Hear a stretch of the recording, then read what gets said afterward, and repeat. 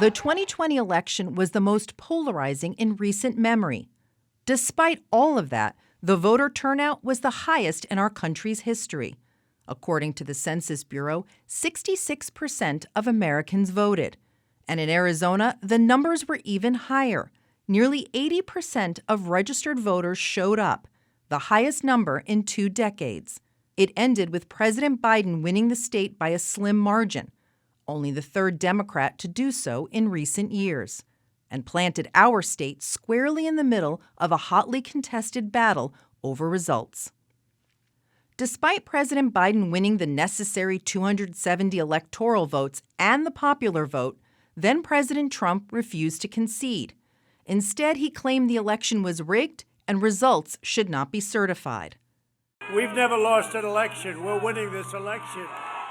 Soon after, 11 alleged fake electors, all of them state Republicans, signed documents declaring themselves Arizona's official presidential electors and that their votes were for Trump. All pushed for Vice President Mike Pence to accept them as electors or no electors at all. Currently, those 11 alleged fake electors are all under investigation by the Arizona Attorney General, Kris Mayes. On January 6, 2021, Congress convened to certify the presidential results. But instead, GOP members refused and called for a debate on alleged voter fraud, including in Arizona. To this day, many Arizona Republican lawmakers and former President Trump still present false claims the election was rigged and have filed numerous lawsuits. All have failed.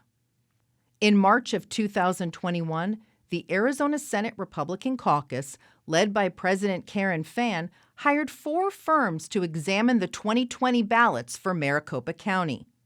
The lead firm, Cyber Ninjas, had never done an audit before. Senate Republicans reviewed the final audit report and concluded that President Biden received 360 additional votes and Trump lost another 261 votes. In June of 2022, the House began its January 6th hearings.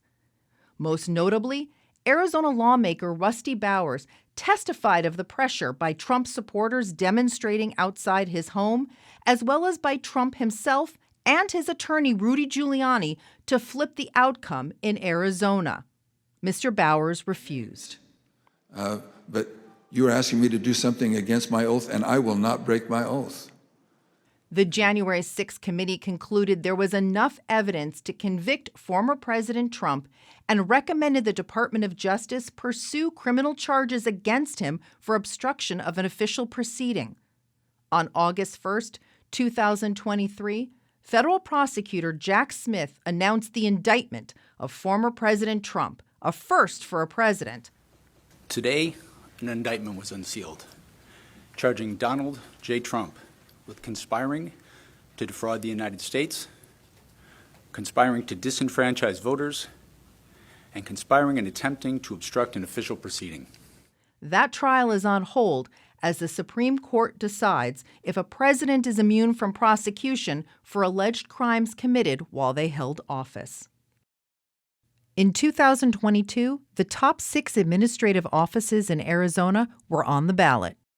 On Election Day, an issue with voting machines occurred, but the county recorders assert no voter was disenfranchised and everyone who wanted to vote was able to do so.